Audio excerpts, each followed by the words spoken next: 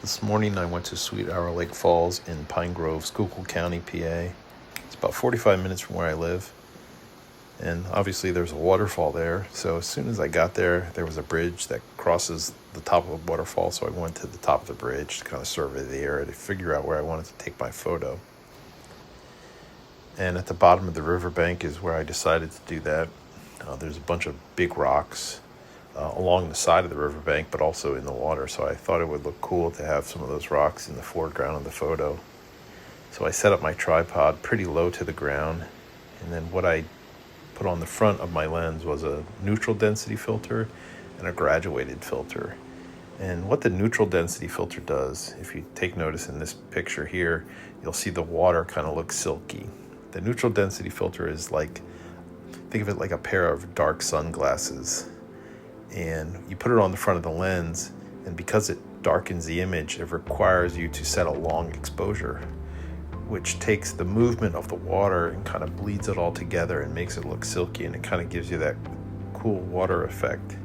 And then the graduated filter is used to, at least in this scenario, to kind of darken the sky. If you notice, there's like a band of darker area.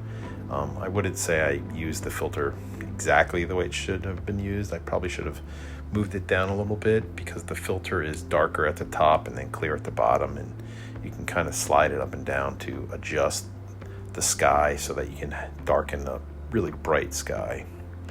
But if you look at the image here, you'll notice that it's kind of flat. It looks almost like gray. There's not a lot of color. It doesn't pop. The highlights, besides the few bright areas, don't really show up. The shadows are kind of dark.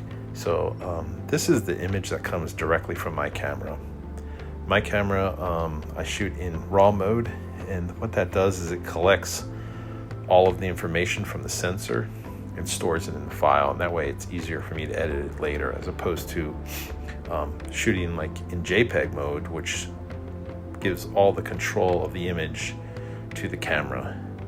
So this is my before image, the raw image that comes out, and what I'm going to show you now is the after image. After meaning I edited in Lightroom. So you'll notice it's a big difference. You can see a lot more of the shadows I brightened up. The water, I've kind of tweaked some of the colors. Some of it kind of has like a bluish tint. The trees, you can see more. I've lightened the bridge and the waterfall. One thing that I do not like about this image is that because of the way the bridge is angled and the water line, trying to get it level was difficult. So the bridge is kind of sloping to the left, and the water line right there at the base of the waterfall is sloping